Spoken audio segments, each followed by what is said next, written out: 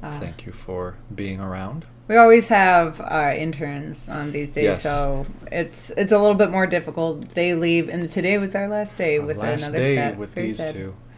So Ashley and Andrew, thanks for being awesome. Mm-hmm. We're But gonna miss them. we have other things to do, and We partly do. we were so late because we were setting up those other things. Yeah. And that other thing is doing another director commentary for the next issue of Uniques, which Yeah. we are on issue 3 Issue right 3 now. of the Uniques.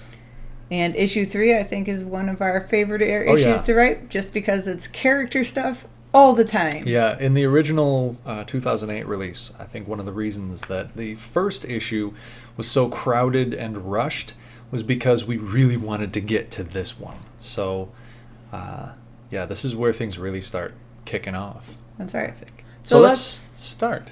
There you I was going to pirate Jinx Lock you, but then No. I was feeling kind. I've got to be able to and- talk too. Yeah. It's our commentary. Okay, so we'll start with the cover. All Here right. it is. A lovely homage to the Kevin Maguire Justice League comic. All right, and we wanted to do the homage to Kevin Maguire Justice League, which we both love, especially Adam. Very. I can't tell you how big Justice League and Justice League International in the 80s were. Kevin Maguire and Adam Hughes were my earliest art heroes. It's the reason that I'm so big on drawing very expressive characters. And this is a really classic comic cover Oh, that yes. a lot of different people have done an homage to. And Yeah. so, as we said, every single cover is an homage to something, To and this something, is an yeah. homage to comics. Right. So this is the classic team group shot, and we've even let Singe call us out for duping a classic team comic shot. That's right. We went through a lot of different versions. I think we had 6 to 10 different versions of what Singe would be saying there. But just simple and straightforward was really This where we was wanted this to was go. really comfort pushed for that one. Yes. And I did. it was the best choice. All right. So yeah, it's a fun group of kids. It is. And you get a sense right away where we're going with this. So, solid cover. Yeah. All right. And now the inside front cover.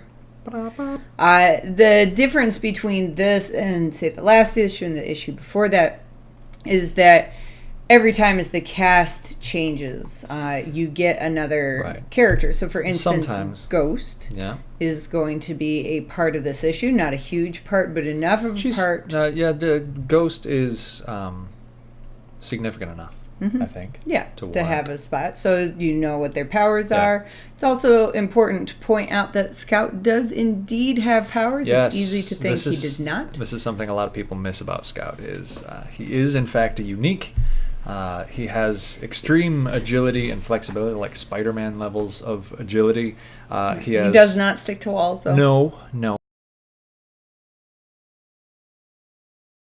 A low-level unique. Right. Enhanced reflexes, perfect equilibrium, which means that Scout can balance his entire body weight on just about any point of his body, and we have some fun with that in some of the combat scenes. There's a sequence I drew where he was fighting somebody and the guy kicks and he's like up on his fingers balancing on the guy's toes. Like it's fun. Scout's fun to mess with. They're tiny little details. Little bitty If details. you can catch them, we've put them in there for you. Yeah. So Alright. yeah, keep your eyes on the character page because you'll learn some little things about Yeah. different characters. And as always, make sure to check out the color separations, our Fighting Flatsman, Yep. and all our editors because they did a great job keeping this book as awesome as it is. Yes. So let's enter into the book. And we open on 18th of April, 94. We're going to be coming back to this date over and over again. Every issue for the first season, for most of the 1st season, flashes back to that to see this event from a different perspective. Right. And this perspective here is Scout's perspective. Yes, little Scout. And we really wanted to Bitty do guy. a where were you? Probably most people listening to this commentary will have experienced 9/11, whether you were To some young degree, or yeah. old. We were Yeah. talking to our interns today, and they were like 5, so they don't quite remember it. Well, unless you're, I guess, 16, If you're 16, you could have been born the year It's true. after. That's That's true. hard for me to have to think about. We were in college when 9/11 happened. Exactly. But Yeah, there's that strong Yep. feeling. and whether you had it for 9/11 or Kennedy dying or whatever, there's a Berlin moment in Wall coming time, down, I don't and know. people who are old enough remember where Yeah. they were. And so this moment in class is so reminiscent, I think, to so many people's experience when Yeah. big things happen. Yeah, and in that classroom, when they bring the TV in and turn it on and everybody's just transfixed, there's that haunted feeling with the teacher. You know, that feeling like this could be the beginning of the end that everybody has. And Scout just immediately wanting to rush into action. It's important to note that this page is basically all the same stuff. It is. And Other than the first panel, all Yeah. of these are classic panels from we're 2008. starting to be able to reuse stuff Yeah. more and more often. Do we have anything that we need No, to address? I'm keeping my eyes on Okay, it. Sam thank says you. he was 10th grade study hall, I'm presuming, for 9/11. Yep. Yeah, it's Yep. it's a memory that'll stick with you. I remember most of that day pretty yeah. clearly. Yep. So now we cut to Ghost's lair underneath a cliffside graveyard in California. Very misty. Very misty, yes. Ooh, misty. Now, Ghost's Lair, we'll show you after this commentary, we'll then immediately be doing a look back at the original issue, Right. and you'll see what it was in the beginning. It is difficult to take characters like Ghost and Scout and make sure that they are not just Batman and Robin. Right. And one of the things that we had to do was kind of figure out what their surroundings and stuff were. So, Yeah. for instance, this surrounding here is more on the idea like of a watery grave. Yeah. And even the color, like this is the initial run at it. Right, but we decided this was the first digital release that came out. We decided this Right. was a little too plain. We Bland. we swung the pendulum a little too far the other direction in trying not to get like the dark, dank Batcave thing. So when we did the later release, and this would be for the Print version. print version. So anybody who has the trade paperback has this. Right. We really wanted to go more towards that nautical look, and we looked Yeah. a lot at. It's not Red Sun. It's the one on Hunt for Red October. Hunt for Red October. Yeah. And Hunt for Red October has three main colors, which are the primaries, which is yellow, red, and blue. Yep. And we wanted to say, how could we incorporate those colors into the look of, Scout and Ghost Lair? How Yeah. could we make it feel a little bit more like a submarine, Sure. Well, enclosed it area? also has the effect of making it feel like they're always under red alert. You Yes. know, like it's always emergency It's always intense. lighting. Yeah.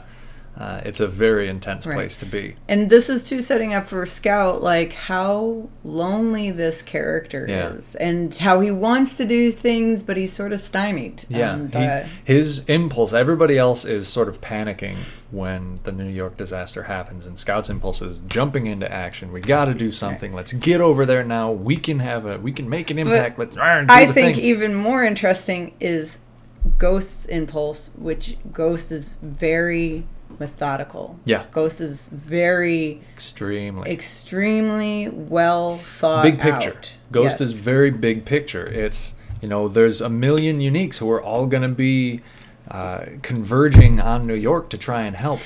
What can we do? It's already done. Meanwhile, there's work that only we could do. And if we're busy playing janitors at Ground Zero, then that work is not going to be done by anybody else. So Ghost is very much an eyes on the prize kind of person. It takes a lot to divert attention. The last thing I want to say is this page was an exercise in Adam screwing up. I had to do this background, and I'm just going to zoom in on this because there is a lot of detail in Look here. at all this. It's so in masterful. here, like above in this dome, that's the original Ghost costume. There was a Ghost before this Ghost, and this is what Legacy. he wore. Legacy, right? We're just lousy with legacy characters and uniques. But yes, this is the original Ghost's uniform kept in this case, like sort of Well-preserved. looming over everything, so that they're always reminded of what the original Ghost wanted, what his original mission was. They're always being watched by him. But anyways, how so anyways, was it a exercise in your screw? because I got this almost completely done. And there's so much little stuff in here, the little map boards on the side, the little science kit over here, all these It panels. really and things. bears some time to look at it because Yeah. it is a lot of time. Um, And what happened? and what happened was my computer crashed. And Because it was a thunderstorm outside. there was a thunderstorm, and my computer crashed and lost power, and I hadn't saved for hours. I lost almost this entire scene, and I had to draw this panel pretty much from scratch a second time. And if you know Adam, Adam's least favorite thing in the entire world is having to do a job twice. This is why Adam hates repetitive chores like dishes. I feel like I'm Mr. Impossible sometimes. Like, haven't I already... I've done this. Why don't you just stay saved, right? Ugh. So sorry. I try to get better about saving, but... I always have my hand hovering above Yeah. the save key. Always. Sam mentions that he likes the touch of the different costumes, the retro ghost suit and Scout's old costume from, 94, compared to now. Let's move forward in time. Now here we are in 96, present day. Hope is telepath making her pitch to all of the different team members. And as she goes through, you can see how her facial expression and her body language changes based on who she's talking to at any particular time. Yeah, like when she's talking to Michael. I'm going to get in a little closer here. When she's talking to Michael, it's sort of this gentle smile, sort of sweet, like, hi, very friendly. When she's talking to Katie, it's super casual. But also really excited Really because excited. Katie's Katie's excited. really excited. And the tone of the speech she's giving changes in each panel based on who she's talking to. Here, there's Singe's arm. Singe is like Quake's representative. You don't talk to Quake, you talk to Singe, and Singe decides if you talk to Quake. And you'll notice she's wearing the leather jacket. She's dressed a little bit more tough, so she's They're in a definitely bar, trying blah, to blah, put blah. on a different tone for each person to be as appealing to that person as she can. And then finally, Scout. And new Scout.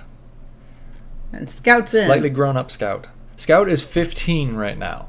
So in that flashback 2 years ago, he's a 13-year-old little kid. Right. He's 15. He'll be 16 soon. Yes, according to the timeline of the book. Yes. Weasley says a thunderstorm is very fitting for Ghost. It is, right? And that's It how should Ghost have would made you operate. more nervous, like Yeah. I should have saved. But That's is exactly again, how Ghost would have operated. Wait for a Right. storm and then cut power so they blame the storm and don't realize Exactly. that they're being infiltrated. Exactly. It's perfect. Maybe Ghost was stealing some data. Yeah. You had to do a lot to fix those backgrounds. So. Yeah. All right. So now we go to the rooftop, and this is like a getting you up to speed moment, reminding you of what's going on. What happened last Yeah. issue, but then also what happened in between last issue. Like a really Yeah. important point is what happened with Countryman and the offer to be a part of the task force Mm-hmm. and stuff like that, and how she said no and he was cool about it. So we're saying these things are fine, everything's copacetic. Yep, her license is back. Everything's back up to snuff. We're ready to move on to the next phase Okay. of things. It's also a good moment to be with these two girls who are old and extremely close friends. They're like best friends, and they'll talk to each other in a way that nobody else is going to talk to them, in a way that they don't talk to other people like. Yep. There's so much history here. I love the moments we get to spend with these I love two. the moments where, Motherboard's like, meh, I don't want to go to the White House. I've been there a million times. I've lost count. And she's like, Telepath's like, our lives are weird. Our lives are weird. It's true. Yeah, it's one of those things you don't think about. I think I wrote that line in just because I was going over the line that you wrote about how we've been to the White House so many times, and it occurred to me how weird that would be as a lifestyle, as a young person, and so I just wrote it in because, yeah, weird lives. And then we have the entrance of Scout. Wee. look at that color there we use. Most people use blacks, and maybe rightfully so, but not us. We like using color for shadow. This is, I think, the perfect distillation of the difference of our color style compared to standard comic color. Using color to fade him in the background, but still letting his eyes be like bright white color rather than just doing the flat black. It gives a lot more depth to the space, and it's a much more naturalistic approach. And that's our style. Yeah, it's just how we do things. I like how Scout is so much more capable, very professional, super well trained. He's able to psych jump, our idea with psych jumping is if you're trained enough, you can actually sort of feel when there's a telepathic effect going on. You can feel it physically. And if you have the proper training, you can like force your thoughts out into that stream so that your thoughts become part of that telepathic conversation. It would be a really hard thing to do, but we thought it'd be a neat thing. It's a nice thing for Scout. And I also like that Scout's reaction is still like slightly young. Like, I'm still a bit of a young boy. But to phrase it the way he does, it was an ill-conceived plan. Sorry. Like, he's a very professional kid. Slightly like homeschooled kid. A little bit, but he's since his parents died when he was like 9, 10, and he's been with Ghost ever since. So he's clearly raised as a professional, and that sets him apart. We've got Tank saying the dialogue with Scout this time around worked better. Yes. I think so too. I think there's more personality. I think a lot of the dialogue, like just overall this whole issue, all the issues. Oh yeah. But there are certain points where you're like, whew, really made a leap on that one. And Scout's dialogue, I think, definitely fits in it. Telepath knows about Ghost and Scout because Ghost had been part of the League of Seven. It's quite some time ago. All right, and Motherboard would know that too. Motherboard would know that too. So Katie would. Ghost left the League of Seven, we think, probably late 70s, early 80s, but Hope's parents would have been leading the team at that time, so she knows that they were out there. That's how she was able to contact them, even though to the regular world they don't exist. Yep. And I like the cute little interplay of Scout like, I don't know who you're talking about. And then the awkward silence. Yeah. Little moments, like the key, I think, to writing big conversations that is, let's be frank, it's going to be a lot of exposition. Is conversation, keep it as natural as possible, but then like a little beat to break it up. Sure. Well, it's the moment when you meet a new person. Sure. And you're in that opening conversation, but then the conversation hits a lull, and you're like. Well, a lull, or like, again, the beat up top there was when Scout broke into the conversation. Yeah. So that's a beat, boom, that's something that's not like the other thing. Yeah. This is something that's not like the other thing. So you don't want it to get too dull. You have to you got to give the audience a little bit of contrast to take a breath and then keep on going. And then enters Quake and Singe. And whenever I see this page, I imagine, like, I can hear a music beat in my head, typically Bad to the Bone. Like, I'll hear it right before when Singe shouts, "Sup, bitches?" And then there they are. Oh, these two. Part of the point with these two is introducing them one way, and especially with Quake, is making you hopefully think something slightly different by the end of the issue. Yeah. Quake is a deep character. He's got a lot of sides. We try to write characters with a lot of sides to them, but I think Quake is particularly somebody who could come off as a very one-note sort of character. You can feel like, I know who this guy is. I've seen him a million times. He's the Gambit, right? And I didn't want to write a Gambit. I want to write somebody more interesting than that. We're going to try and show a few sides to him. But Scout doesn't like him immediately. They've already got, rumors of what their exploits have gotten around. They've been doing the hero thing together for a little while. But I like that Ghost knows something about them. But Ghost knows something about everybody. Yeah. Right.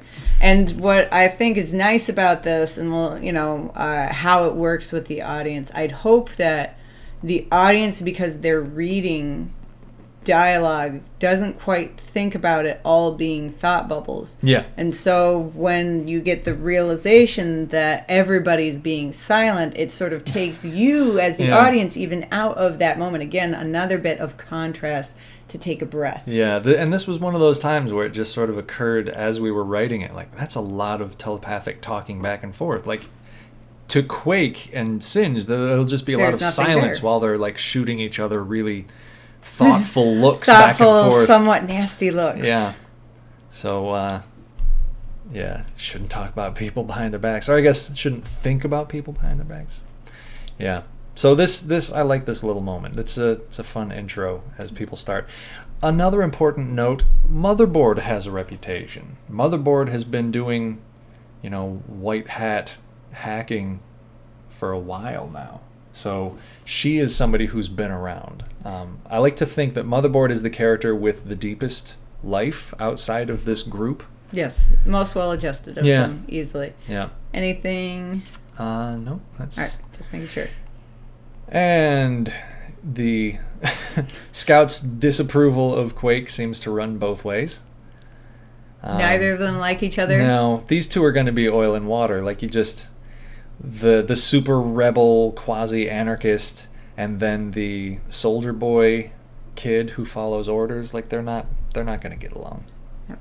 But again, breaking up that moment, Katie. And Katie adds so much excitement and exuberance to the other cast. Yeah, energy when she's with the team, because the rest of the kids, like even the upbeat ones, they don't have that energy. So having Katie around keeps things poppy. Well, it keeps things poppy. It keeps things fresh. It also, again, that I say it a lot, but contrast is incredibly important in art, in writing, whatever you're doing.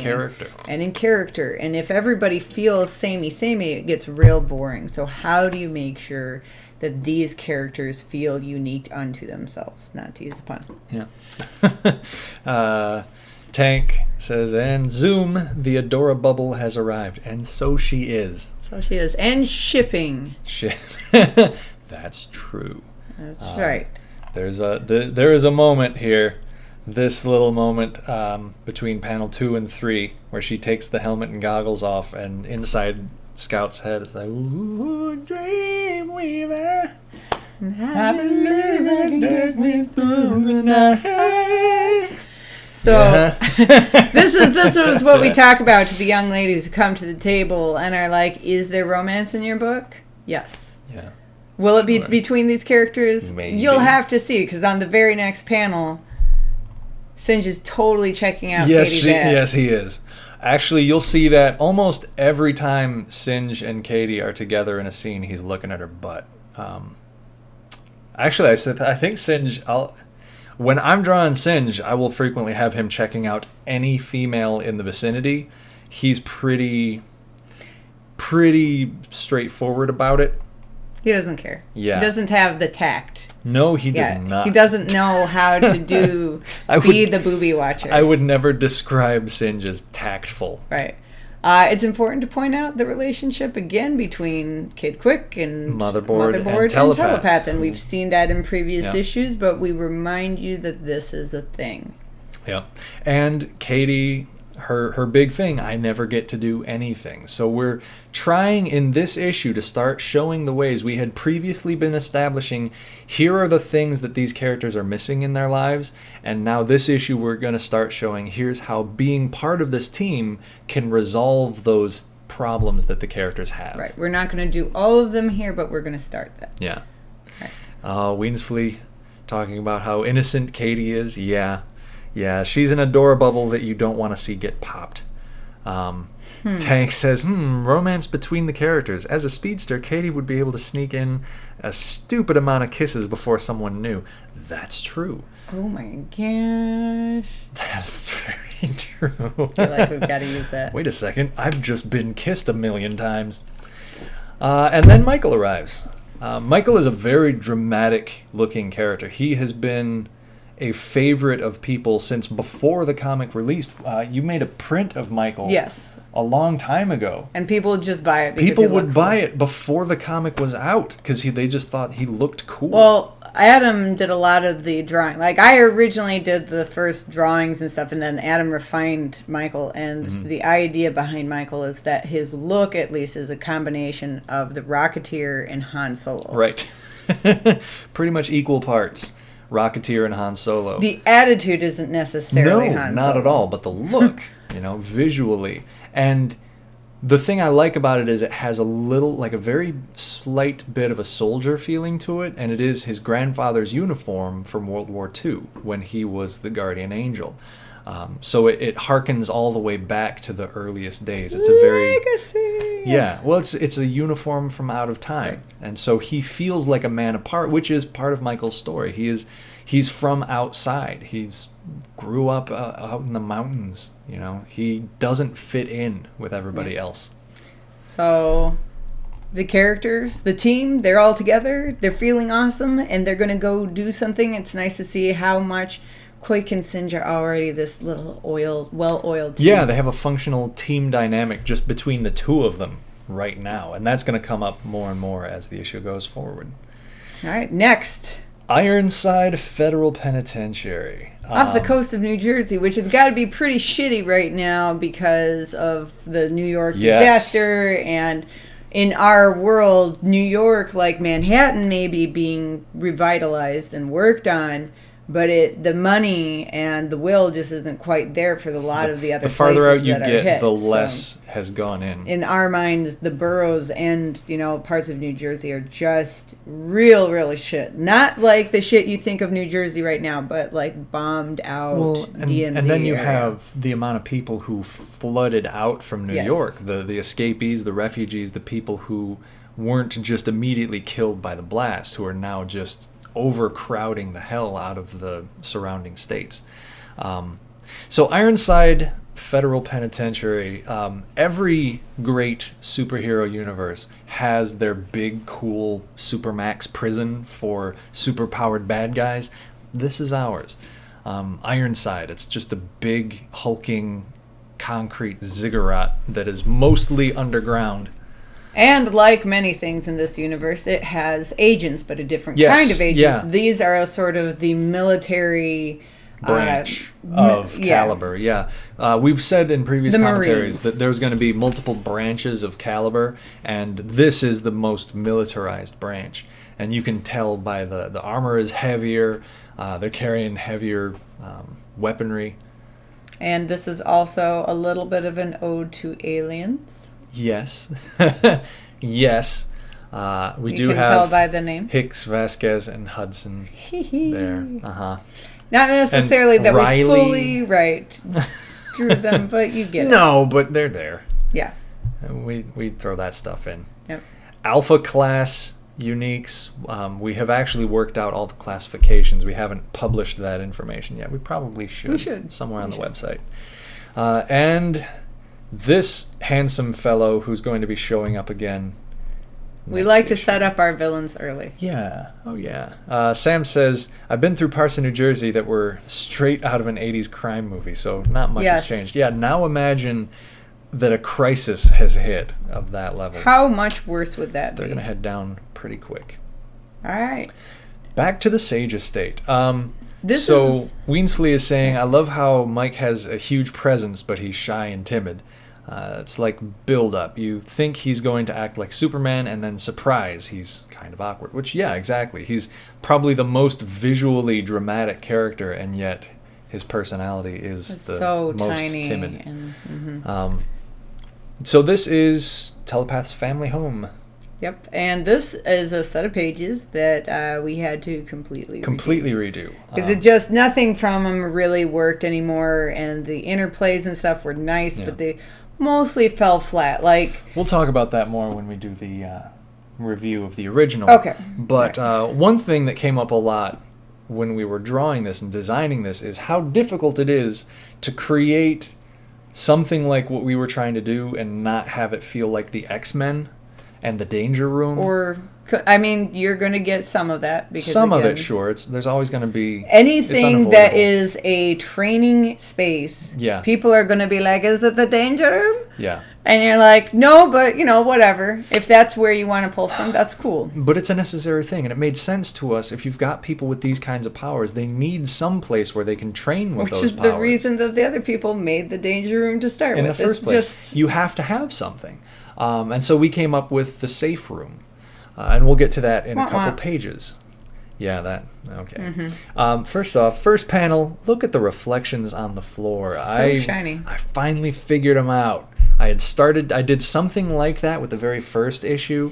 This issue, I finally refined it to a point where I can pretty quickly throw down some nice, super shiny reflections on floors. And I used it a lot in this scene because I was so pleased with myself. You should watch Adam's color work for Overwatch. And at the end of the video, the speed video, you can see how he did the shine. It's quick, but you can actually watch me doing it. Little character moments on this, like I love the interaction between Telepath and Quake about following rules. Yeah. And it says a whole lot about both of those characters. First of all, his interest in her not following rules. Yes, he's very intrigued that she'd be willing to break the rules. And that she will follow rules, but only if she deems them to be not stupid. They're dumb. Yeah. Right. If it's a dumb rule, I don't have to follow it because it's dumb. Telepath is neutral good. Like, completely. She'll follow the laws as much as she can, but if the law sucks, well, you shouldn't have made a sucky law. It's another in our attempt of making sure that our leader character is not the most boring person on the team. You gotta work at it, otherwise... they end up being just a babysitter. You wind up with 90s Cyclops, and he's just a Nobody wet wants blanket. to do that. Nobody wants that. Also, not telepath, but Michael and his guns. Yeah. The idea of the alien guns. This was something we had come up. This was your idea, I think. This is my idea. Yep. So alien guns, like just an alien crash site, making some kind of technology that the Allies got. This was during World War II. World War II. We just came across it in northern Africa. Right. We're able to win the war in part because of that technology. Yeah, because it was a unique stalemate by the end of World War II between the Axis Uniques and the Allied Uniques, and we got the technological edge, and that pushed us over. And, the last thing I want to talk about before we move on is that Telepath can't live in her own house. Like, this is her family house. She was living here for a short time at least before her parents died, and because of the technology in the basement, basically. Because you've got a giant war room in the basement. She can't live there. She's got to be 21, and right now she's 17. She basically has to prove that she is capable of being allowed to live there, and it's being held in trust in the meantime. Can I point out the reaction of Quake and Singe? I wanted to quick say that. Because last panel. It says, so again, tiny details. Always watch the tiny details on our pages, especially in these kinds of scenes. So while Scout, Michael, and Katie are getting all excited looking at guns and talking about stuff and being friends, yay, friends, Singe is off to the side doing the jerk-off motion. Look at these losers over here. Oh, I don't know why he talks like that. He's from Detroit. Yeah. So yeah, cute things always in the backgrounds. And speaking of Singe is not the guy who would follow a girl leader. It just didn't make sense to us. Yeah, or rather, have to, I think, also remember the 90s, and we live in a very progressive society in comparison to when we grew up. Weensflea says, "Is Singe kind of sexist?" Kinda. Yeah. Yeah. Yep. He's a 15-year-old boy who thinks that macho is the dominant thing. Like, to be man is to be strong. And again, the 90s, like, you would say those things and people be like, sure, that sounds about right. Yeah, they'd roll and with like it. Not even just like this certain subject or subset of people. Most people said that. Yeah. Now he's not technical. Singe is not like, I wouldn't say he's aggressively sexist, but it's in him. Sure. He has a lot of those preconceived notions. He's not as bad as, say, the congressman on the during the Anita Hill hearings. No. Right? Well, they were approving of Supreme Court Justice Clarence Thomas. Those guys are some active sexist sons of bitches. But Singe is just, like, incidentally sexist. Right, and a kid. And again. He's a kid. That's ultimately, at the end of the day, with Singe, you gotta remember he's just a kid. You know, he's not smart enough. He's a little guy. He just turned 15. Yeah, he's trying to be cooler and tougher and badder than he really is. And a lot of times when a young man wants to look tougher than he really is, he does that by being a jerk to people. And using the thing for telepath, just going to one of the moments we have here, you know, saying, what are we saying? Like, being the, you know, bleeds for 7 days and doesn't die, sure. You know, that's somebody to really fear. And I can't tell you how many times I've heard that as a negative thing towards me and other women, like, just constantly. And I'm always like, I mean, isn't it kind of badass? I love like, isn't it pretty tough? So when he's saying that in panel 2, and Katie's like, oh my gosh, I can't believe he's that. And Telepath, her face, she's completely blowing this punk kid off. And she just dominates him completely. I think Telepath went into this with almost like a prison mentality. Like, I'm going to take charge, I'm going to knock these people in their place, and they're going to know I'm the boss. Probably in part because of the assumption that it's going to be hard to get them to follow me as a woman. And unless I show that strength and, you know, that knock is them down seriously what you have to do. You have to be Yeah. tougher than the tough guy sometimes. You've got to go out there and kick them in the ass right away. You got to G.I. Jane it. So that they'll respect you. Yeah, G.I. Jane it, straight up. Weird. And here we are into the safe room. Now, is there anything? So designing the safe room, we went over so many different things, and ultimately we came to the idea of the grid system. Simplicity. Simplicity is so often the best solution. And the grid system is designed in such a way as every single tile is actually like a pillar that can raise and lower. So the ground, the walls, the ceiling can be constantly changing and shifting around them to recreate all kinds of different terrain. Right. Sometimes in the middle of them trying to do something. Whereas the danger room is oftentimes like portrayed as like the holodeck on, you know, Star Trek, where anything can happen and it can make full terrain. We really wanted to do something very low tech in comparison to that, but high tech for the world. Right. And I like the design of the control pod that Motherboard is in. Like, I was thinking, you know, the old arcade games, like for... there was a Star Wars one especially that I loved. And you're getting into this cockpit and controlling the X-Wings. Or, you know, your X-Wing. Sure. Whatever. So she's up in this thing, and it's like swiveling and rotating and rolling around so that she's always like watching them and fighting them. She's playing an arcade game while they're all fighting. Here's what's interesting about it. It wasn't designed by Motherboard. So whomever set up the safe room for Hope's parents was designing it so they could have an arcade station. So it's probably Motherboard's parents. That would be my guess. So like her mom or dad were like, I know how I'm going to control this thing while I'm helping everybody train or guiding the training sessions. I'm just going to set it up like that X-Wing game. And another like tiny character thing that Quake knows what a safe room is and what it does. Yeah, Quake knows a lot more than he should. There's a lot of little things we're dropping into these early issues, establishing these characters. All of the training that Scout has and how advanced he is. All the stuff Quake knows that maybe he shouldn't know, or that it's strange that he knows. How many people can block telepath psionics.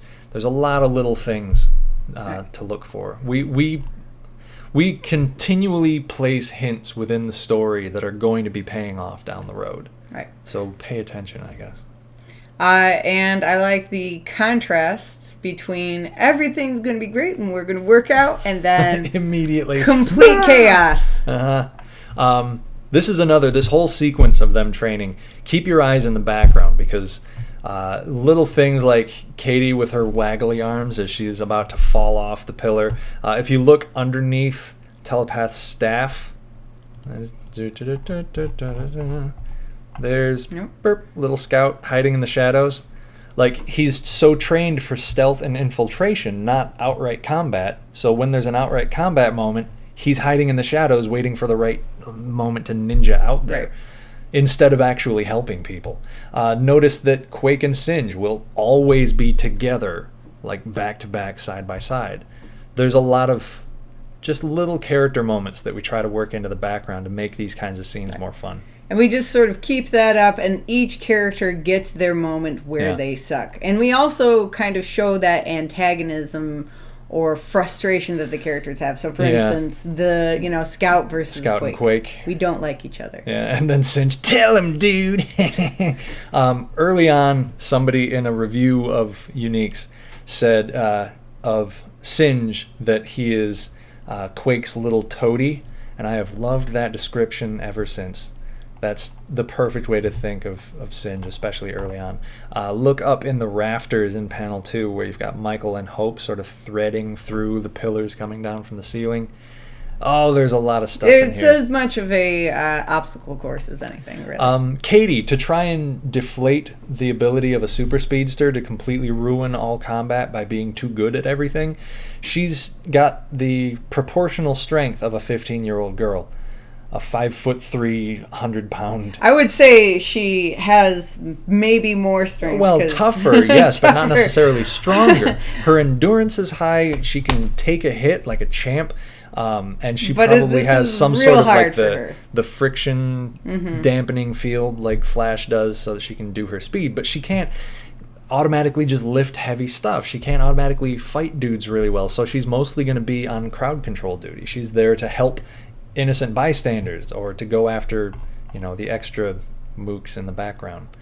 I like this next moment here. And too, all those moments, hopefully, that we did before pay off, especially the one with Telepath and Michael hitting each other. And then this one here is set up like with Telepath giving something that should be easy for a character, which is Quake to do. And then Quake immediately saying under his breath, like, just shit, because he knows he doesn't want to have to use his powers. This is something you're going to see more often, and it's kind of subtle, so a lot of people might not even catch it, but Quake does not like using his powers. Well, I would say it's not as subtle once the next thing happens. I suppose. I mean, it's pretty clear after a while, but you could easily, there's a lot of ways to interpret this, but for the commentary's sake, we're straight out saying Quake avoids using his powers when he can. It's hard to control that sort of thing. He'll use them more as time goes on. Yeah. Well, as he gets more comfortable with them, ideally, but in the beginning, it's tough. So he's trying to look for a way, and he laughs it off, and he's like, "Oh, she wants me to use my powers. I won't do that. We'll just charge in and fight." And then when he finally is forced into a position where he has to, he's very upset about it. And, fine. Right. Boom. And what you're trying to do is you're with these things, with these fights, you're trying to set up moments. Yeah. You're trying to, you can't just have the moment like this. You have to do the work before it happens. Whether it's a big lead-in or a small lead-in, it has to have a setup. Yeah. Take a moment also to appreciate how bruised and beat up and cut everybody is. Like, you can see through Quake's shirt all the bruises on his chest. Scout has this big gash in his forehead. They've been really having a rough night. It has not been going well. We never want to be too kind to our characters. No, we are not kind. And we always want to show the repercussions of violence. Right. If you're going to engage in violent activities, you're going to get hurt, and it's not going to be pretty. And the frailties of the human form. Yeah. I mean, they're a lot stronger than they have a right to be. And sure, but we're going to do things to them that would potentially kill a normal person. But we want to at least show that this is not easy, and it's not pretty, and it's not necessarily something you should look forward to doing. All right. So anyways, Quake sucks at using his powers. Yes. So, and he also doesn't like admitting he's wrong. Yes, no, he does not. Although he feels like he was wrong from before, not wanting to do it initially. Well, he feels like he was right in the beginning. Right. Yeah. See, there you go. I shouldn't have used my powers. Look what happens. I knew what I was talking about. So, yeah, rather than admitting frailty in terms of his abilities, he's sort of shoving it in their face. Right. Other tiny things like Weasley, ship and ship. 2 ships. Yes. Yeah. So many ships. This book is kind of overflowing. Really, we have two different trifectas. Yeah. 2 triangles running around. The older character triangle and the younger character triangle. You can see a little bit of the younger character triangle going on in the second panel. Oh, I mean a little bit. A little bit. Yeah. It's not. The point is that it's much.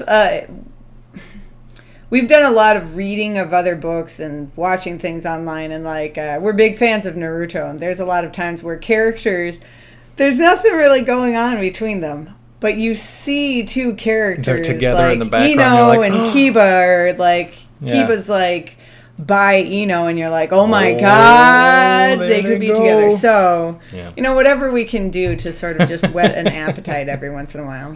We enjoy I'm sure there's going to be unintended ships as well. Yeah. Oh, yeah. But that's part of the fun, isn't it? You're writing good characters when people want to ship them together. You're doing your job. You're creating chemistry on the page. And that's what writing good characters is all about.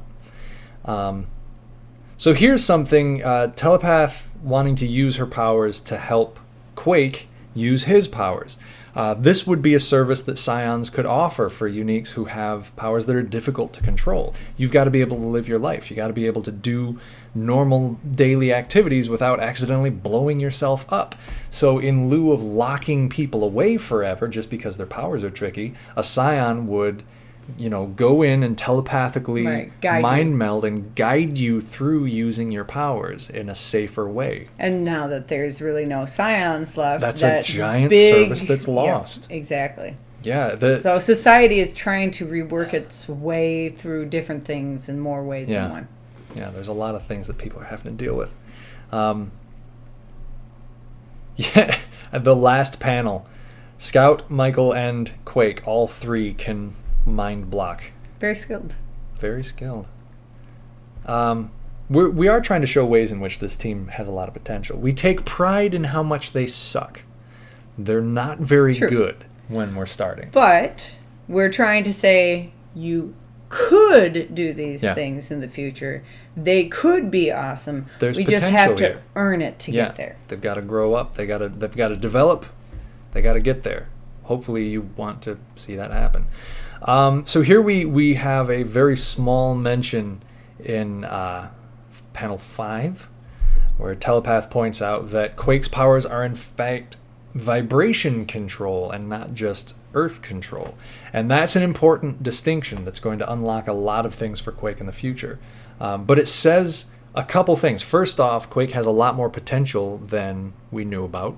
Second off, Quake clearly has not been trained very well in the use of his powers. He's very well trained in other things. He's an extremely skilled combatant. He knows a lot of stuff. Quake's been around. He's gotten training somehow. But whatever he got did not focus on using his powers, because here he is 19 and he doesn't know the nature of how his own powers even work. So, yeah, there's a complicated backstory there that's going to get teased out and revealed over time. And this last thing is just some funny, I would say, major shipping. When you can, leave them on a dick joke, I always say. Just as a matter of course. Boy, did we love drawing these expressions. Yeah, we did. Well, telepathy can be pretty. Oh my God! Which would be my reaction too, frankly. I think it's most people's reaction. Those pants don't leave much to the imagination. They don't, and that's by design, ladies. Ladies. What? Okay, so now we cut elsewhere to the man in shadows. So very different mood change. Yeah. But again, contrast. So Anderson, who is the right hand of the man, the shadowy man in Dark, Dark Shadows. We just call him the Man in Shadows. Yeah. We don't technically really have a name for him, really. We're just like, he's man, even in the scripts. It's the Man in Shadows. Man in Shadows. So Anderson is an extreme pragmatist, and he's going to continue serving that role. You saw it in the first issue when there was an argument between him and Countryman. And he's just like, you know what? You should just kill her. Take her out. And here he's She's like, a problem, take her out. You know what? Should just kill her. Now she's definitely a problem, and she's got these other kids. Should take them all out now before they become a problem later. But Man in Shadows saying no. Nope. I mean, first off, he's not worried about the rest of those kids, but Telepath specifically is not to be touched. So something has changed. And, no, something is... From the first issue to this. Well, in the first issue, he was wanting to go after her, and Countryman said, no, I can bring her into the fold. I suppose that's true. And now he's saying, no, she's off the board. I guess. Yeah. There's movement happening. There's stuff going on behind the scenes with these characters, and we wanted to create a sense that even if we're not watching them all the time, they're still going through things. They have a plan that's in motion. So many machinations. Yeah. That's really the job of all these characters, is machinations everywhere all the time. Yeah. And Man in Shadows speaking maybe for the audience. They're nobodies. They're weak. They're untrained. They're untrusted. They don't know what the hell they're doing. The photo of Katie. Weasley points out the photo of little Katie, who is moving so fast that she can't get caught properly by the camera for her school photo. That was actually done as a charity piece for a charity where... Comic Creators Alliance. Thank you. Comic Creators Alliance. For human trafficking. Yes. And to raise money for organizations that work against human trafficking and trying to help the victims of human trafficking. And the idea was everybody who was involved would draw one of their characters in like an awkward school photo. And so if you donated, you got a big wallpaper with all of it. So this was our entry was little Katie, who just seemed like she would be the cutest ever. She went through her braces period, as did so many of us. I would say Katie was an awkward child. She's still kind of awkward. She's adorable, so it covers up for it, but she's still kind of awkward. That's kind of her point. So it was nice to get a chance to use that within the book, too, so that even people who weren't aware of that previous charity drive can get a look at little Katie. Yay. All right. So now we cut back to the team dealing with the aftermath of how sucky they've been. Here's the thing about Telepath. She is somebody who has a very clear vision in her head of how things are supposed to work, how they're going to be. Like, I visualize my objective, and it's going to happen. But if it doesn't happen, I don't know if she's somebody who deals very well with that frustration, the disappointment in the way things actually are compared to the way that she had planned for them to be. Importantly, Telepath herself, even though she is technically older, is still also younger. Yeah, that's true. She is still mentally her 15-year-old self. Even though that may have been more mature than other 15-year-olds, that's who she is. Mm-hmm. And so you've got all these older kids, and she's a part of them, but she's also kind of not. Yeah. And so she rides that line. Yeah. And she can be, I think, sometimes ever so slightly, like, frustrated, not fully petulant, but, that child, like, why doesn't it work? Yeah. And also the feeling like I could be doing better on my own. Why am I doing this again? Why am I putting up with this pain in the ass? Which was the point that Motherboard was making at the beginning of the issue. Another important point is that she's learning, like she compares with her parents and how she used to mind link with them and they'd work seamlessly. Like she's learning that telepathy can be a dangerous crutch if you lean on it too heavily all the time. And that's going to be more part of her development as well. Everybody's always learning something. I like how Quake, on the other side, is taking this all in stride. I mean, he's totally fine with them not being great. He's just playing it off. I think Quake has had a lot of practice with Singe. Yes. And Singe was hard to train. You can imagine how hard Singe tonight is like, it's not so bad. It's more or less what I expected, yeah. He's ready to roll with it. I love how happy Singe is to have that string cheese. It's really like, this is a lesson in making sure that your characters emote. Yeah. And don't always look cool. And Singe for sure does not always look cool. He is not overly concerned with looking cool. So this is just like the war of ideology. Yeah. Like, this is to some degree both sets of characters saying, this is what I believe, but this is what I believe, and seeing how different those things are. And I think we've all had those conversations. Quake is a lot like Telepath in a lot of ways. He also has his own idealized vision of how he thinks things are going to work out, and he has a plan, and this is how it's going to be. So it's natural, I think, that two people who are so similar in that particular way can butt heads a lot. Over particulars? Over the direction. Mm-hmm. You know, they both have a very clear vision of where they want to go. And where those visions align, they're going to work really well together. But where those visions diverge, there's going to be a tremendous amount of friction. Quake and Telepath are always sort of going to be a best of times, worst of times situation, I think. I also enjoy the fourth panel where Quake is watching Singe try and explain things. Yeah. And like there's a part of him that knows that he's not nailing this. But he's got to let Singe go. He's not going to interrupt. He's going to be a good friend. Let him go. He's passionate, you know? Singe is passionate. And you got to respect that passion. Unless you're Motherboard, in which case you don't really respect it at all. Because he's a dopey little kid. Motherboard is our pragmatist. Anderson is the bad guy's pragmatist. Motherboard is the good guy's pragmatist. There's a lot of admiration that Quake has for Telepath's parents, who were so important in the Unique's rights movement. And he, like a lot of young people who grow up on stories about those important historical movements and spend so much of their life wanting to get to be part of something like that. He wants to be part of one of those historical movements, even if that historical movement's time has passed. I want to lead a march. I want to make a mark. I want to change the way things work. I see systemic injustices, and I want to do something about it too. You know, I want to be in the history books in that way. I think there's a lot of things that Quake has which are really genuine, but are possibly misplaced. Yeah, sure, but it's that way for a lot of people. And even Quake, who comes off as a lot older, he's a 19-year-old guy. So these characters are all very young. They're all trying to figure things out. Right for mistakes. Yeah, and for growth. And that's, as a core concept of this book, growth and change are super important to getting these people where they're going to go eventually. Is there... Yeah, Tank is saying Singe. He's a bit of a punk who's playing at being a tough guy to be like Quake. At least that's how I've always read it. But he improves over time. Yes, totally. Absolutely.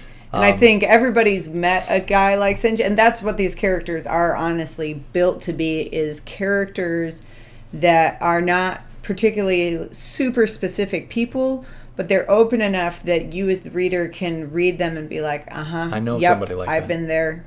Yeah. I've got that friend. I've got that person in my life. Mm-hmm. Singe is the character, the way we usually describe Singe is he's that friend of yours who he's an asshole, but he's our asshole, you know?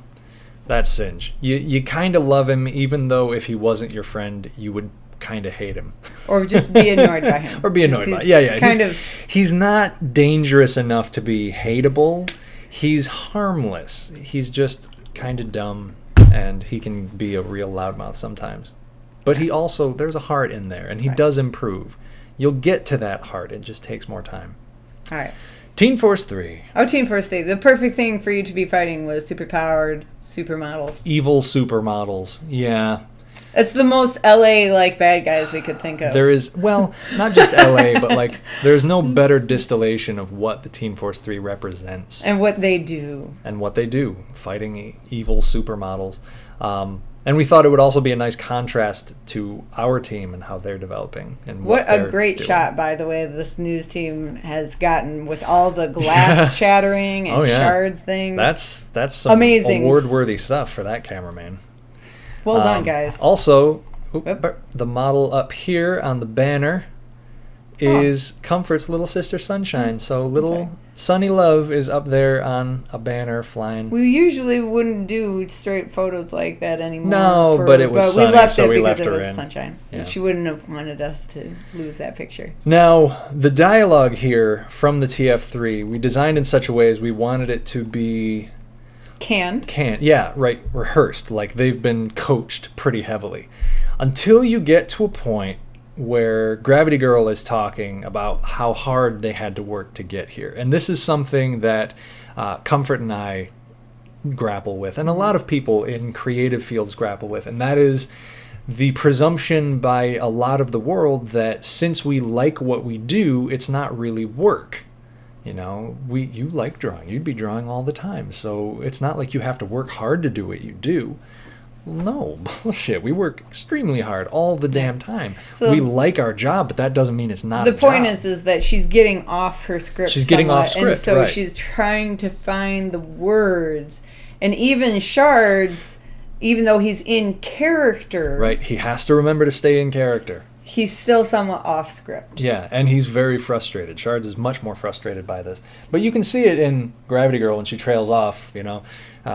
Doing for days, we just train our butts off so we can, like, do good for people and stuff. Like, she doesn't know what to say when she's not on script as well. But there's something there.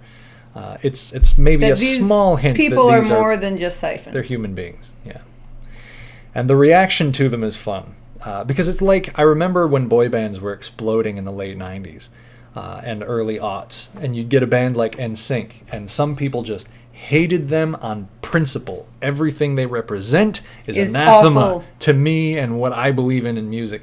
And then you'd have people who just loved them because they were fun and poppy. And then you had people like, well, on the one hand, I don't like them. But on the other hand, I recognize the word. It's catchy. It's catchy music. I can't. Pop is still a good song. You know, they're... Yep. So and we get like that full spectrum here. And I love the way Singe eats his pizza in panel 1. The dude's a mess. Okay. And this here, the second panel, is sort of a bit of a culmination of Scout's arc. Like, not the final part of it, but it's a piece of it. Hones in on something. And that piece is, again, Scout is lonely, but no matter what's happening here, whether they're fighting or having a bad time, he's with other people. And that's really important to him. He has friends. Like, his whole life is just... being in that, he spends his whole life in this room with Ghost. That could get really tough. So he's just having a blast being here, with other kids, hanging out, able to be himself. I like that we got to call somebody a dingleberry. Doesn't happen in a lot of books. Thank you, 90s. Certainly doesn't happen in a lot of superhero comics. Yay, Dingleberry. Dude, you try and be creative. Dude, your shit is sad. Pretty much. There is something fun about the 3 younger kids. We think of them as the little ones and the older ones. And the older ones. So the little ones are a little triangle of their own. And there are people who really like Katie and Scout. There's people who really like Katie and Singe. There's people who really like Scout and Singe. Right. They're beyond the shipping. I would say them as a friendship cohesion are really great characters. There's a bond developing. Right. And then we have our other triangle. Right. I wanna mention the color of Telepath and Michael there. In the background of that last panel, not the last panel, but that one, just that makes sure that even though there's this other thing going on, the color shift from the cool blues and purples to the warm yellows and oranges draws your eye to the next scene. You skipped a page. No, I just skipped a page. Right. The next page. Wait, I want to show Turtle Pizza. Oh, yeah, Turtle Pizza. Comfy made this little logo. It's great. I was real proud of it. I was like, ha, ha, ha, it's Ninja Turtles, kind of, but not. Turtle Pizza. Yeah. All right, continue. Continuing. So these two are really awkward together. Cute awkward. Michael brings out Hope's dorkiness, and I like that. I like that she has a super dorky sense of humor. You wouldn't expect that out of her, I so think it makes it interesting. Telepath is not cool.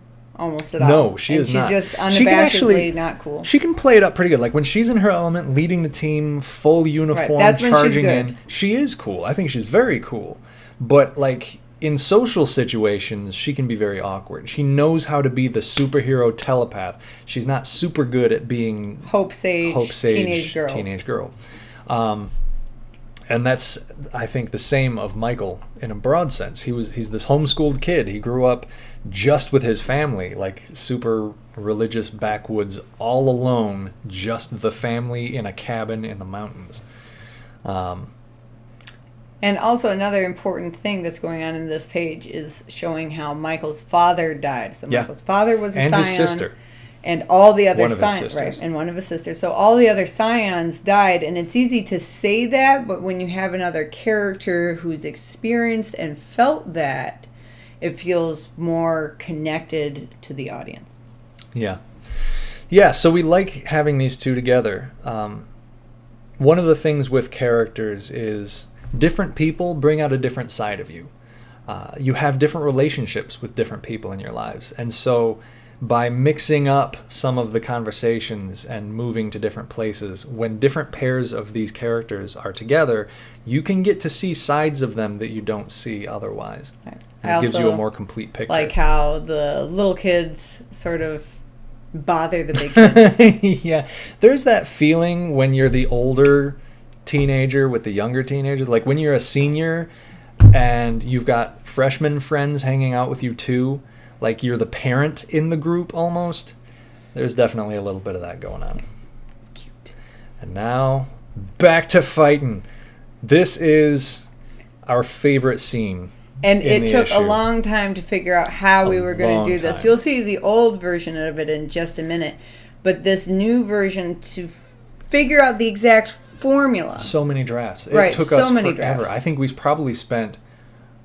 might have spent over a month just on this scene. That's how hard it was. Right. Not necessarily 24/7 every day. No. But back and forth. Trying to just even take time to think, how do we do this scene? Here's the challenge of this issue.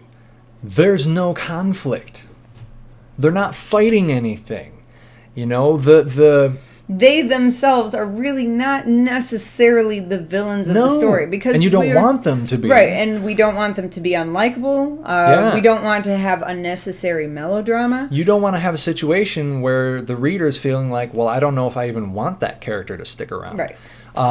Now, very quickly, the reasoning for why this issue exists is because so many teen things happen where, you know, the team comes together and they're automatically amazing. Right. They're just hanging out doing their business, and then some monster attacks the city, and they all independently come in to fight it, and they wind up teaming up, and they're like, man, we were so good at that, we should just keep on going, and that's it. That's the whole origin story. Right, and that is basically at least 90% or more of all like teen books. We wanted to take a more practical approach and see what it's like if they are like actively deciding to be a team, coming together as these random kids, and we hit that point pretty heavily, that these are just the random dregs of the characters that are left over, and see how they can make this work. The question is never, will they stay together? Because you as a reader know that they're going to stay together. It's how they came to stay together. Yeah. So the challenge for us was finding a way to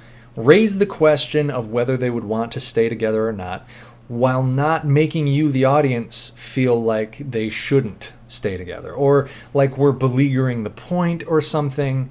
It's a really difficult balance to strike when there's no external conflict to drive the story. And so this fight here had to be a victory without being a victory. Exactly. And that's what we came to, was let's just make up a villain. And there's no better thing to do for that than to throw in a Skeletor hologram and a Bad Dudes arcade homage. The president's been kidnapped by ninjas. Are you a bad enough dude to rescue the president? Can I point out how the ninjas are running? Oh, yeah. If you look real close, I'll get in there much closer. Come on, go down. There we go. Look at all those The ninjas are all doing the arms straight out behind them run. The Naruto run? Yeah. There you go. We love it. Little touches. Always the little touches. Again, tiny touches. So This starts the beginning of the fight where Telepath is being the leader. She's confident. She's ready to do this. But she's still being a leader, like, via TV. Not necessarily fully giving all the directions that you need to, but what sounds cool but isn't necessarily helpful. So what she says sounds cool, but Katie, for instance, doesn't know what to do. Yeah. Telepath charges in like, all right, on me, but she never actually laid out what the plan was. So even the lead character, who is our leader character, she's not good at being a leader yet. Nobody here is good at being what they are yet. Right. And even the ones that are good at being what they are, like Scout here, is clearly a pretty capable little dude. He is tearing ass through these ninjas, and it's an awesome moment of getting to watch him really getting to watch him do what he does best, which he says, this is my whole shtick. Yeah, this is his whole thing. Like, right. Ghost focuses on the big bad, and Scout takes out all of the, supporting mob. Scout is crowd control, Ghost is DPS.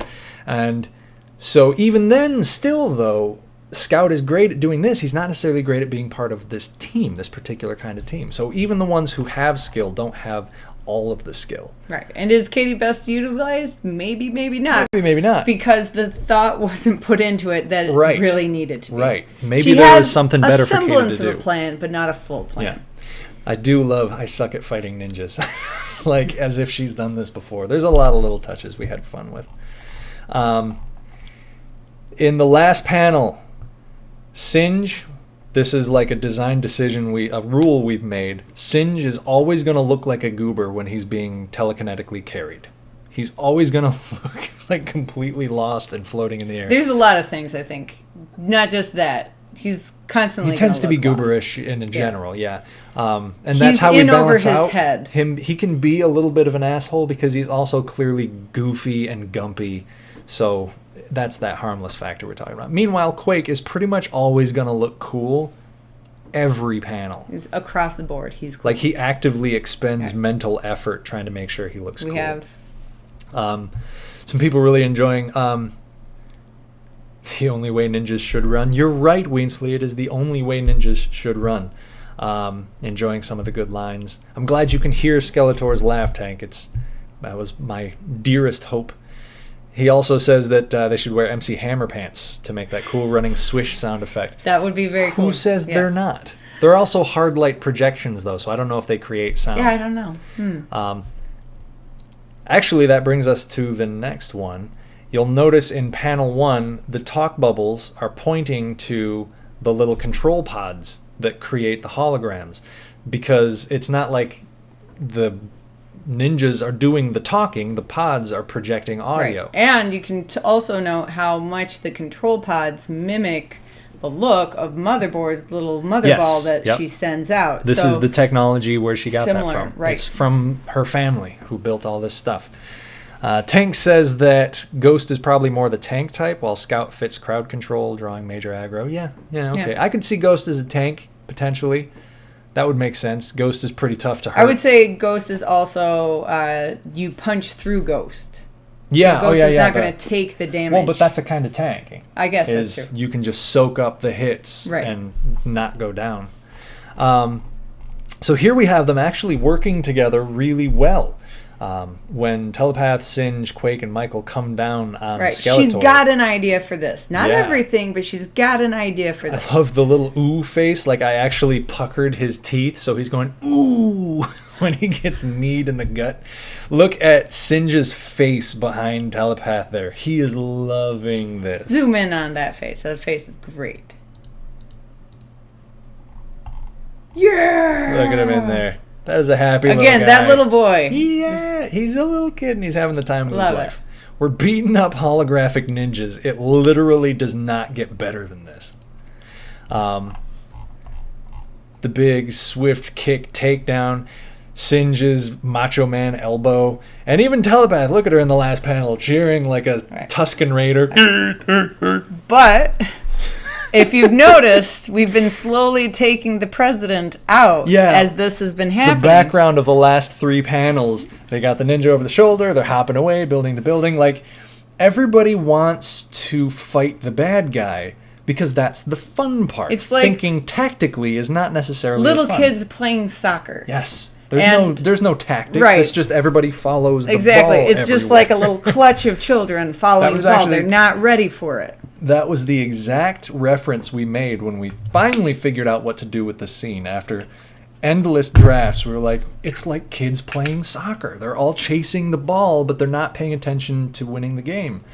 And so they don't. They fail. Like, huzzah, we beat you, but the president dies. So even when we thought we were doing well, we still sucked. Right. So great, highs and then Dizzying lows.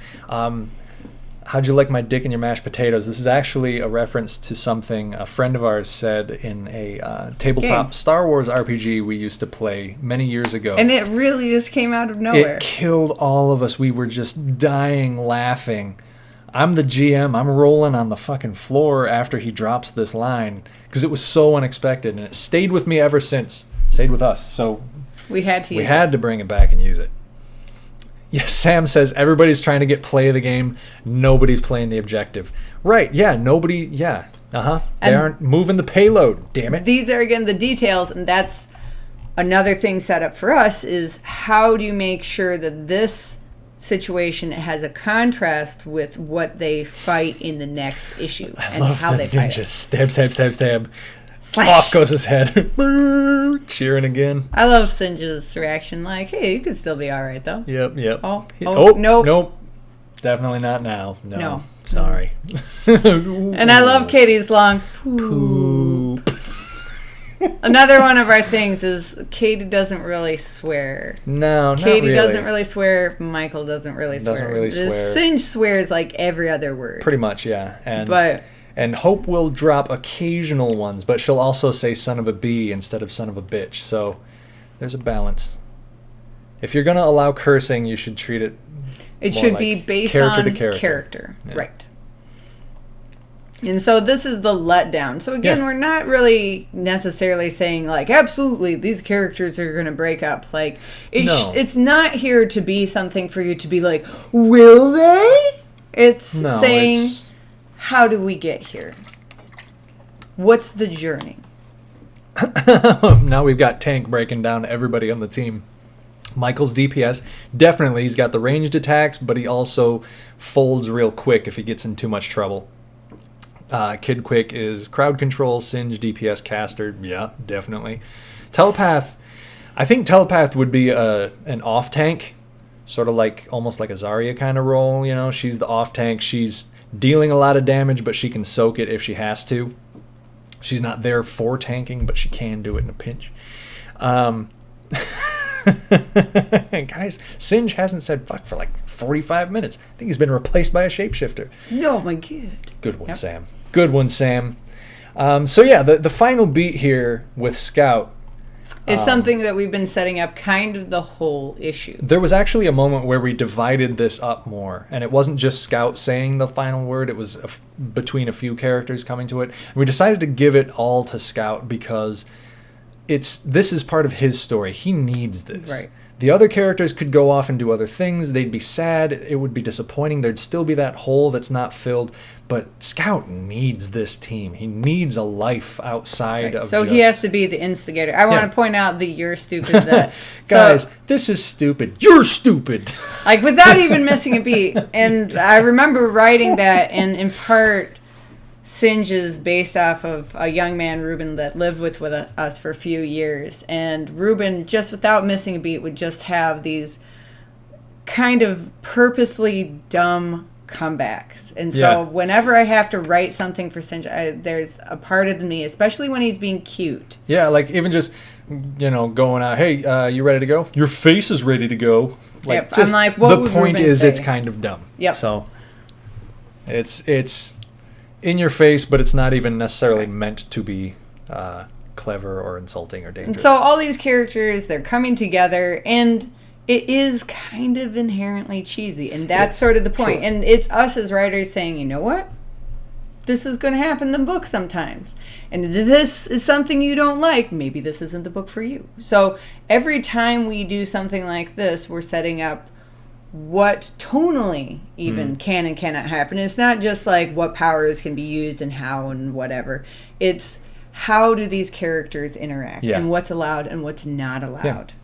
And Tank, of course nobody fits the healer role. Look at how beat up these kids are. And this is just them training with each other. If they were going on an actual raid, they'd just be wrecked. I mean, they'd come out of it all right, hopefully, but man, they're going to take some damage. And finally, ba-ba-ba-ba. I don't know why I did the Rocky thing. I don't know why we did the Rocky thing. Here we have the anti-Teen Force 3. The first introduction of Covet. There's going to be a lot more with these girls later. Again, we like to set up our bad guys. Yeah, especially the ones that matter, and Covet is going to be a major, major part of this book. All right, so that is this issue. Yay! You are going to read a couple of these things if you want to, and move to the next thing, because as per usual, I'm going to use the bathroom. Seems like a good break point. Right. It always is. Covet has extreme anger issues. And envy issues. Her name is Covet, after all. A lot of Covet's defining traits come from jealousy. That's all I'll say about it. We'll talk more about the goth girls when they start making real appearances later on. But obviously she has some issues with these characters. Vicious. Just vicious. So now we're going to look back at the original, the classic issue, when it was released in 2008. And first off, let's just take a brief moment to appreciate how much Comfort and I have grown as artists from then to now. Look at this. I mean, that's night and day. Tank thinks that Shards looks like a young LeVar Burton. All right. I wouldn't resist that. What? Tank thinks that Shards looks like a young LeVar Burton. Well, sure. I'll take that, yeah. So, that's great. We open much the same way in Scout's classroom. We did not put Ghost. We didn't add Ghost as a headshot, no. We only started doing that with the new season. Yep. Or the new series. The new director's cut. Tank likes the original cover layout. It's not a bad layout. It's a little bit busy, but it is fun to look at. I think it works better as a poster than as a cover. So we open in the school, but in our typical fashion, there are way more panels than we really need. Way more text than we need. Way more text. And the text doesn't say as much as the new text either. It's a lot more vague and like us searching around. How do we say this? Yeah. There's an added panel. We cut that of him running through the crowds. Oh, the running through the crowds. Yeah, we didn't need it. Just trimmed it back. Now here's the original Ghost. What's it? The Ghost. The Crypt. The Crypt. Yeah. You could call it a tomb too, if you wanted to, but I think we use Crypt.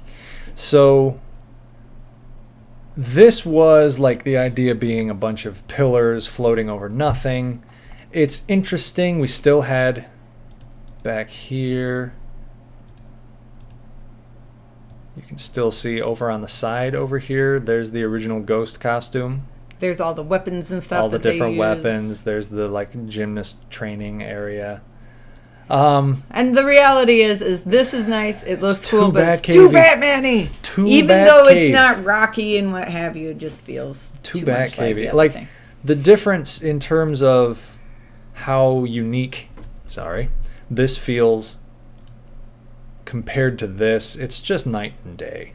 It's such a more interesting look.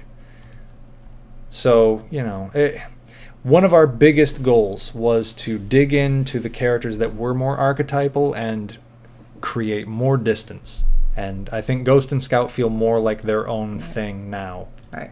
Man, the text is just so much better in the new version. The scene is largely similar. You're going to see a lot of similar stuff here. Similar stuff, and Telepath's body is a lot skinnier. Yes, that is something we dug into. We really wanted Telepath to be thick and powerful. So her body got bulked up, strength up, if that's even a thing. Maybe. I'll allow it. The darkness of this made it really hard to see a lot of things. It was just too And this is too a lot of text here that says something without really saying stuff, and it's wishy-washy, and it's us again trying to figure out what it is that we're trying to say, not quite getting there. Yeah, and that's, I think, the biggest problem we had is we meandered around too much trying to find the point, and now we're a lot better at honing in on that point. Here's another thing. We gave Motherboard telepathic thought bubbles. The only distinction is that she's got the little thought bubble dots instead of the top. We need to make sure it's... She's not a scion, and it could be confusing. We don't want people to think that she's somehow projecting. We did the same thing there with Scout, and it's just, no. Yeah. You know, we have to make a choice about how things are going to be perceived and keep it consistent. Yeah. These colors, they're just so much more contrasty than... You can see how much is similar, though, in comparison, like structurally and stuff. A lot of these panels, but look at the windows and the details and stuff of this, and how much lighter it is. And then if you're going to the same panel here, look how dark that is. Compare these panels here. The same panels there. It's just it feels like the same time of day. But it's just a much more effective presentation. It's not, things aren't getting and the drowned characters out. Too are a lot more expressive and stuff. Yeah. Now there are some things that we said early on that I miss having, but it's not deeply important. No, not by a long shot. Yeah, there's little panels and stuff that we cut out here and there to sort of rearrange things. Well, here's an issue. Having Quake and Singe make their first appearance at the start of a page is much more dramatic than having them make that appearance in the middle of a page. Like having it here and then page turn and boom, there they are. That's good drama. Having it just sort of in the middle of the page doesn't give them the same strong entrance. Nope. Do we...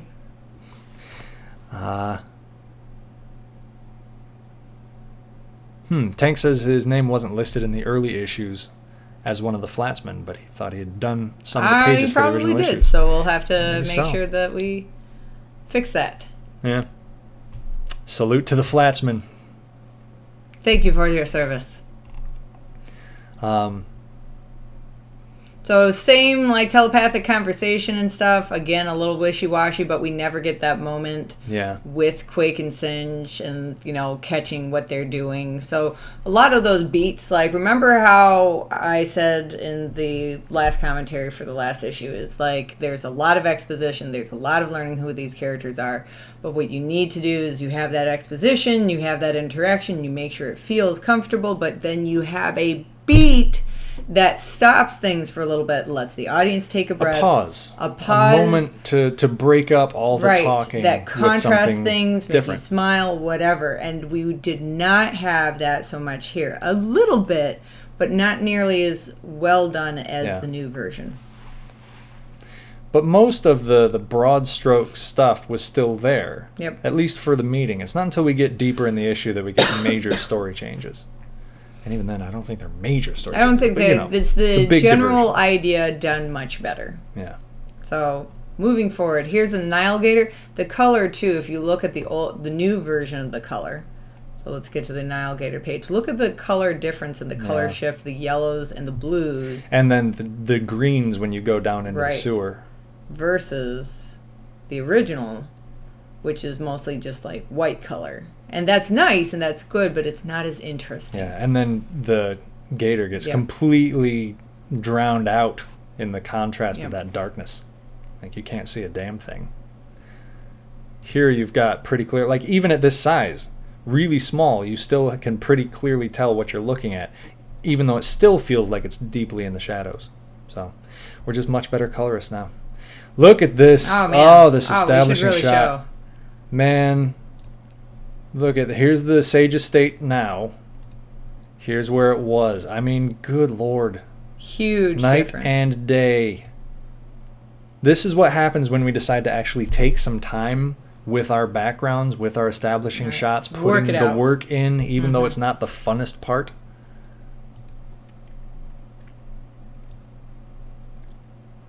reading comments. Yeah, Weensley says he's noticing a lot of the panels are getting shuffled around in the new versus the old. And that's true. And a lot of it is to create more space so that they have more room to breathe. When we have so many panels per page, the text is a lot tighter. It's just a lot even more look cramped. at how many panels this is. This is 1, 2, 3, 4, 5, 6, 7 panels. And then the new one's probably somewhere around 5, is my guess. Well, the new one takes place over a couple pages before we get into the safe room. Whereas the old version, you're in the safe room by the end of the very first page. So we're just trying to accomplish a lot. Yeah. Yeah, and this is part of us always feeling like we're in a rush to get to the next thing. There's a lot less team interaction here. It's more like one-on-one conversations instead of group conversations. This happens, that happens, next. Yeah. And now the old safe room. That had weird We did always make Sinja Sinja goober, though. That's true. Yeah. He was always gooby. Now, the old safe room has weird sort of random shapes. It was still the idea that they would push and pull and come out from the walls, but it was all... It was trying to make it look cool, but it just didn't play. I think it was also a little bit of throwing our hands in the air because... We can't draw that because this is before we could do as many technical digital things. Yeah, and it's a lot of effort to draw weird shapes in perspective, and we weren't good enough and we didn't want it bad enough. Nope. I mean, I still like panels like this, which is something that was cut out, of the new version. Sure. But, overall, so much better. Yeah. Little lettering tricks we've learned, like how to do Katie's super speed talking. We didn't know how to do that back then, so it wasn't even a thing. Michael flying through the hoops. It's sort of like the old pilot games where the hoops would be lit up until you fly through them. Weensley says he misses the star sky. It's nice, isn't it? Having the little stars in the That's ceiling something there. that we brought in from the old version of issue 1 with Telepath and Connie talking, and we really liked the look of that. We looked at a lot of 1920s houses and stuff, and they do this nice star sky paint job. We should do that. Sam likes Katie's glomp attack here. Yeah, that's pretty cute. It's a very Katie move, yeah. So it's a lot of the same stuff. They're struggling, but I think the most crucial thing is you don't get the feeling in these panels that they're struggling. It's just training montage. It's a very and then this happens and then this happens and this happens. So even the stuff with Quake, he's using, I guess, his powers in that top panel right away. there, and now he uses his powers here. Again, he didn't have any problem with it. Yeah. Nothing was earned, nothing was set up. It happened, and it was gone. And if we're going to make a big point out of the fact that they kind of suck at this right now, it's important that in the training montage, you see them struggling and failing to succeed. You see Michael and Hope ramming into each other. You see Quake throwing dudes at Scout just for the fun of it. You see Scout not knowing how to come out of the shadows and just fight with the team, always waiting for the right moment and stuff, waiting for his orders because he's the sidekick, the perennial sidekick. So you've got to show that stuff and not just talk about it. And again, basically the same scene. Same basic scene. We're just presenting it a little bit better. And, I think there's a little bit of a hop-on-pop thing for Quake, all the characters just... Yeah, too many people complaining too many people complaining, too many people, it wasn't as friendly overall. Mm-hmm. It was far more combative. Yeah. Weensley likes the new wedge panel design. Yes. And that's, it was a way of making a more boring layout into something more fun to look at. Mm-hmm. Every once in a while. Yeah, we don't do a lot of unusual panel layouts, but... Sometimes. We're no J.H. Williams. Nope. I'm so again, envious. same scene with Telepath and Quake here. Same little beats. A lot of the same panels you'll see. Even has the same dick joke. It's just not as fun because you missed the reaction shot. There's no reaction shot. Hope says, I don't know what, and then he's got that knowing smirk, and then she's like, bah! And you're just sort of meant to infer that he's talking about his penis. But why do that when you could have this great reaction shot. I mean, that's just like actually seeing the penis and wow, shocked. And then she storms off. I mean, ladies, you don't storm off until you see the penis. Really? I don't know. I think sometimes you hear about it. Even if someone's just bragging, you're like, all right, I'm done. I'll see you later.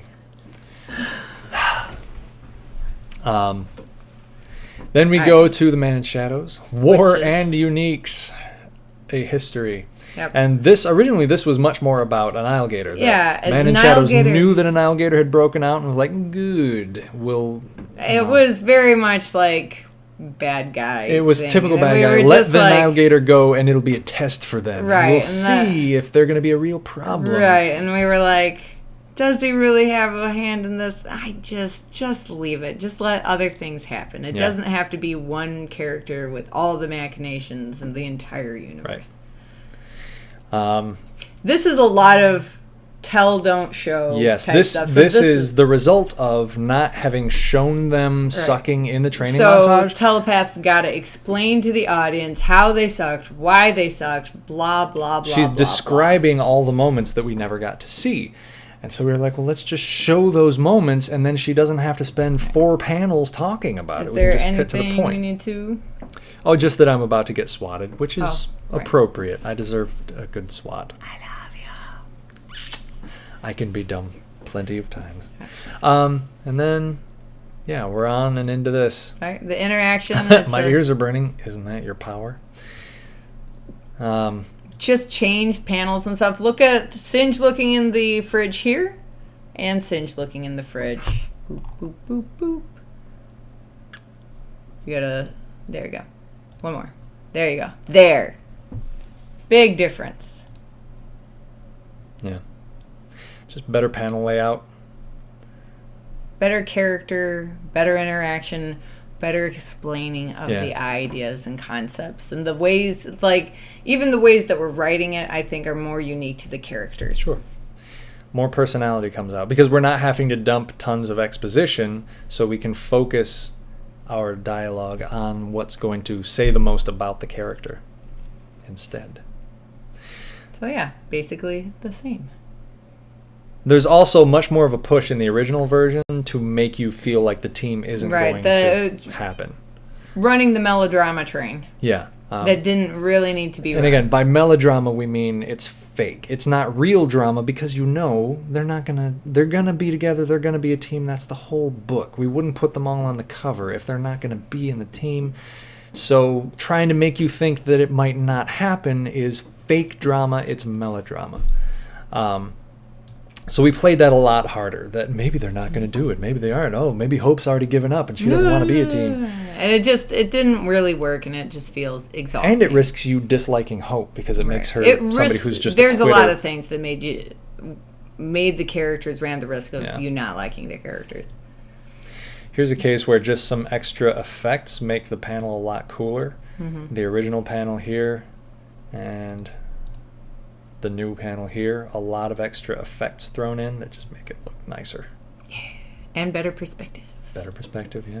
Yep. Basically same stuff here, but I think the moments and the humanizing things that we were doing with the TF3, we didn't quite get across here, but we really got across in the new one.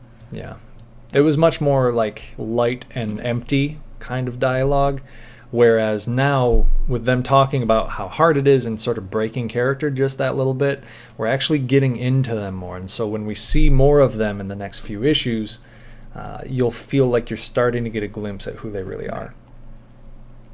So I'll even look at the difference between this room and the light and the room and stuff like that. We also decided there's probably not a lot of lights, maybe, because technically nobody lives here. Sure. And not just that, like a lot of times you watch TV in the dark. True. We wanted to show a difference between light. So this scene and then the one with Telepath and Michael, which you have to go to on the same page. And the kitchen are the same light looks here. Too close. Yeah, so they could be at a table that's right next to these guys. Mm-hmm. They could be in the same space, and you can't tell. Right. So the way we even set it up again on those old or the new version is just so much more nuanced.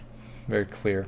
One thing I miss is pointing out Hope being a vegetarian, and Michael not necessarily being vegetarian, but liking vegetables, which is unusual, I guess. Like, they're the only two that are really going after the veggie pizza. It was something they could bond over. Cute. But not necessary. Not necessary, and we had other stuff to talk about. We wanted to get to the things about his dad. We wanted to get to them having met each other very briefly in the previous issue. There were other ground that we wanted to cover that we felt was better, more important. Man, the expressions on the new one are so much better, especially for Michael, who we put goggles and glasses on all the time. And that's hard to make him emote, but it is. You got to work the mouth a lot more in the brows. Sweet Jesus. Yeah. And now the final scene. And the final scene in this version is so boring. It's short and it's flat. And Katie's running around and she falls. I do like her bouncing on her butt across the wall. Although this doesn't make sense. If she's falling down, why does she bounce horizontally? I don't. Yeah. She would just sort of splat. Don't ask me. And then Scout gets to save her. Right? So they trade places. Ha ha ha. Shipping. The holographic spikes that that weren't in perspective. Didn't really work right. Yeah. We were trying. We didn't. We were trying. I do like. When Motherboard says, everyone, the TF3 could have done better in their pajamas with monster hangovers. And then Cinder responds, hey, who says none of us are hungover? Like, it's cute, but not everything gets to stay. And then Motherboard knocks them all down and berates them, and once again spends a full panel with like 5 talk bubbles explaining all the things that we never actually got to see. Right. And then Hope says we should quit. And then Quick and Singe, like, walk away, fuck off, blah, blah, blah. And Scout pulls them all back together. And it's just not... It doesn't feel earned. Yeah. Something that came back from one of our editors, and this is after we had gone back and forth with that last scene. We had... Our poor editors, God bless them. Especially, I have to give special shout out to Dave Jablonski, who read every one of our revisions and was like worked really hard back and forth with us to try and hone in on what was really the point of the issue and what the themes were and what it was we really wanted to accomplish. He said at the end of the last draft, after reading the final scene, the Skeletor bad dudes scene, reading all this, he said, you know what, if the art on this scene comes out as good as I think it will, this whole issue would have been worth it just for that scene. Yep. And I agree. I think this is what makes the whole issue, because you get a glimpse of how good a team they could be, but they still fail. And that feeling of coming so close but still not getting it, that's real. That's palpable. You know? That's the feeling that we have all felt at one point in our lives, where we're this close, but we don't quite make it, and it hurts. But the real strength is moving forward. Moving forward together. Right. So here we have it. We still end on the hands in. We still have Singe question things, but it's Scout that goes back and forth with him. Yeah. So everything really, really similar, but the tone and the structure are different. Yeah. And look at the lighting difference here. We're just such better colorists now. Look at that compared here. Oh. Zoom in on that other one. Sure. So much better. Yeah. So the biggest distinction between the original issue and the revised director's cut issue, I think, is how much character comes out. Mm-hmm. The different personalities. The point of this issue is to hopefully really make you enjoy the characters and start falling in love with who they are. Because if you dislike them, or you're just like me about them, that's a failing on our part. It's not just a book where the characters are starting to become friends with each other. We want you to start being friends with the characters, if that makes sense. You need to start caring about the characters really by the end of this issue, that you want to see them move forward, and in the next issue, with whatever they're facing, you want them to succeed. Yeah. And if you don't have that feeling, like if you're lukewarm on them, then that's going to be hard to make drama when there really is drama. Yeah, you won't feel it as much. So there you go. So that's it. Those are the valuable lessons. Another message from us. Our little message from us. Ha ha ha ha. A nice pinup from Charles Holbert Jr. Yep. Goes by Kid Notorious on DeviantArt. He's an excellent artist and a really nice guy. Really great guy. And I still love this pinup to death. Colored by our former student, Krista Schumann. Yep. So anyways, that was... that's Unique's issue 3. Old and new. Right. The old issue 2, because again, the numbering is off changed. Because we had a full new issue 2 in our director's cut. So, yeah, it was a good time. And I really feel like every issue after this is off to a much better role. The groundwork laid in the new opening of these 3 issues is so much stronger, and it gives us such a better platform from which to launch everything that's going to come. And not just that, is like you can too, as we go on, you'll be able to see how much better we were with the actual issues that we were doing, and therefore there are fewer things changed. It'll be the interesting part of the back end of these commentaries when we're looking at future issues from the 2008 versions, and you can see how much we're growing. You can see how much we're developing. You can see how much less is having to be changed issue by issue as we figure our shit out and get better. Yeah, but it is now 12:01, so Adam's it is about to turn into Pumpkin and want to play he is. Andromeda. So if you enjoyed this, and thank you all for watching, really appreciated. You can give us a follow here, and you can watch more. ComfortandAdam.com. And ComfortandAdam.com, and you can follow us to watch more of these commentaries. Yes. Or we also, at other times, we'll be drawing, we'll be coloring. We do all kinds of live art here. Commission work, page work, tutorial stuff. If you want to see the art getting made, check us out. Please do. We'd love to have you. So thanks everybody for watching, and we will see you on Tuesday. Yes, we will.